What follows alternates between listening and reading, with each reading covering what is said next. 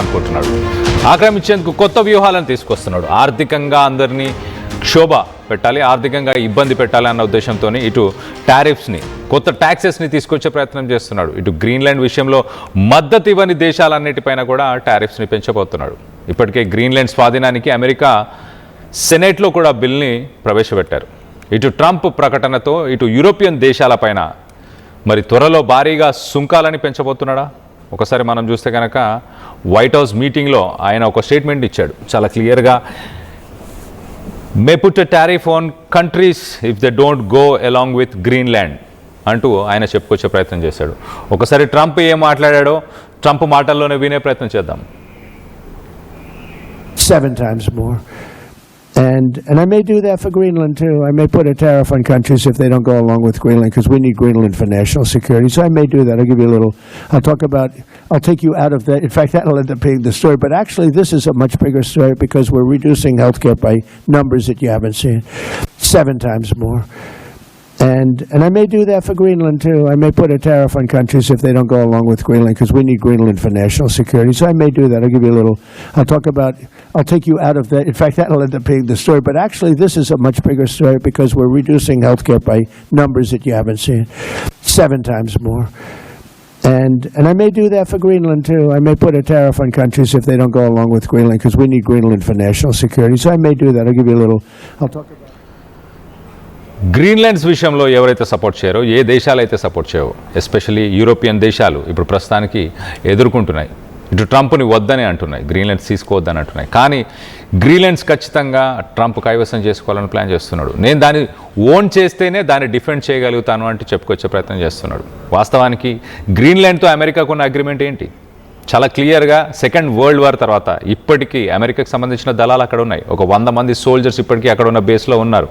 అయినా కూడా అగ్రిమెంట్ ప్రకారం, ఇటు గ్రీన్లాండ్స్కి అమెరికాకు ఉన్న అగ్రిమెంట్ ప్రకారం ఎంతమంది ట్రూప్స్నైనా అమెరికా తెచ్చుకోవచ్చు, గ్రీన్లాండ్స్లో ఎంతమంది ట్రూప్స్తోనైనా అక్కడ ఉండొచ్చు. కానీ ట్రంప్ కదొద్దు. ట్రంప్కి గ్రీన్లాండ్ మొత్తం కావాలి, మొత్తంగా కావాలి.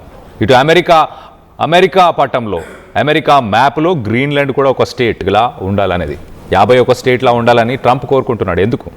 అక్కడి నుంచి ఇటు అమెరికా మీదకి వచ్చే మిసైల్స్ అన్నిటినీ మానిటర్ చేయొచ్చు, వాటిని వెంటనే న్యూట్రలైజ్ చేయొచ్చు. అట్ ద సేమ్ టైం ఇటు ఆర్కిటిక్, అలాగే ఇటు అమెరికా, నార్త్ అమెరికా, ఈ రెండిటికి మధ్యలో ఆ ప్యాసేజ్ ఏదైతే ఉందో, ఆ ప్యాసేజ్ గుండా ఇటు రష్యాకి సంబంధించిన, చైనాకి సంబంధించిన ఆయిల్ వెజల్స్, ఆయిల్ షిప్పులన్నీ అక్కడి నుంచే వస్తుంటాయి. వాటన్నిటిని అడ్డుకోవాలి, ఆ రూట్ని అడ్డుకోవాలి, ఆ రూట్లో కంట్రోల్ తీసుకొని రావాలి. అలాగే రష్యాకి సంబంధించిన సబ్మెరీన్స్ కూడా అక్కడి నుంచే ట్రావెల్ చేస్తుంటాయి. సో ఇటు ఇంటర్నేషనల్గా ఇటు రష్యా మీద, చైనా మీద ప్రెషర్ తీసుకురావాలన్న ప్రయత్నంతో ఇప్పుడు ట్రంప్ అయితే యుద్ధానికి వెళ్లకుండా ఇటు ఫైనాన్షియల్ ప్రెషర్స్ని ఎస్పెషల్లీ యూరోపియన్ కంట్రీస్ మీద తీసుకొచ్చే ప్లాన్ చేస్తున్నాడు. ఇప్పుడు ఒక 11 మందికి సంబంధించిన ఒక గ్రూప్ ప్రస్తుతానికి గ్రీన్లాండ్స్ని విజిట్ చేస్తుంది. గ్రీన్లాండ్స్ని విజిట్ చేసి అక్కడ ప్రజలతో మాట్లాడి వాళ్ళ అభిప్రాయాలను తెలుసుకోవాలన్న ప్రయత్నం చేస్తున్నారు. దీంట్లో ఎవరెవరు ఉన్నారు? దీంట్లో రిపబ్లికన్స్ కూడా ఉన్నారు. దీంట్లో ఉన్న ఎంపీస్ అందరూ కూడా ఇటు డానిష్ ప్రైమ్ మినిస్టర్ ఫెడ్రిక్సన్ని ఆయనను కలిశారు. అలాగే గ్రీన్లాండ్ కౌంటర్ పార్ట్, ఇటు గ్రీన్లాండ్కి సంబంధించిన జెన్స్ ఫ్రెడ్రిక్ నీల్సన్, ఈయనను కూడా కలిశారు. సో మొత్తం మీద ఇటు గ్రూప్ లీడర్ సెనేటర్ క్రిస్ కూన్స్, ఆయన ఒక డెమోక్రాట్. ఆయన ఏమంటున్నాడంటే, లోకల్స్తో మాట్లాడిన తర్వాత వాళ్ళ అభిప్రాయాలను తీసుకొని మళ్ళీ వాషింగ్టన్కి తీసుకెళ్ళి అక్కడ వ్యక్తపరిచే ప్రయత్నం చేస్తాం. ఇప్పుడు వేడెక్కిన వాతావరణాన్ని కొంచెం చల్లపరచడానికి మేము వచ్చి మాట్లాడుతున్నామంటూ ఇటు డెమోక్రాట్ గ్రూప్ లీడర్ సెనేటర్ కూడా చెప్పుకొచ్చే ప్రయత్నం చేశాడు. ట్రంప్ ఏమంటున్నాడు?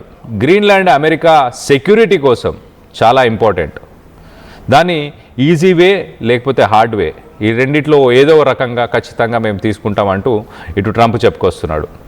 సో దాన్ని కొనాలి అన్న ప్రయత్నం అయితే ప్రధానంగా జరుగుతుంది. అమెరికా దాదాపు 57,000 మంది ప్రజలు ఉన్నారు గ్రీన్లాండ్లో. ఓన్లీ 16% మాత్రమే మనుషులు ఉండగలిగిన స్థలాలు ఉన్నాయి. ఆ 16%లో 57,000 మంది ప్రజలు ఉన్నారు. ఆ 57,000 మంది ప్రజలకి ఒక్కొక్కరికి $1 కోటి ఇస్తా అని చెప్పేసి ట్రంప్ ప్రయత్నం చేస్తున్నాడు. $1 కోటి ఇచ్చేసి ఆ 57,000 మందిని కొనేసి గ్రీన్లాండ్ని ఎలాగైనా తీసుకుందామని. ఎట్ ద సేమ్ టైం ఇటు యూరోపియన్ కంట్రీస్ ఏవైతే ఉన్నాయో, నాటోకు సంబంధించిన దేశాలు ఏవైతే ఉన్నాయో అవన్నీ కూడా మీటింగ్ చేసుకున్నాయి. అవన్నీ కూడా ఇప్పుడు నాటోకు సంబంధించిన దళాలను కూడా ఇటు గ్రీన్లాండ్లో దింపాయి.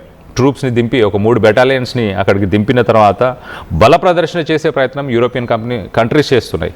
కానీ ట్రంప్ వాళ్ళని ఆంక్షలతో, అంటే ఇటు ట్యాక్సెస్తో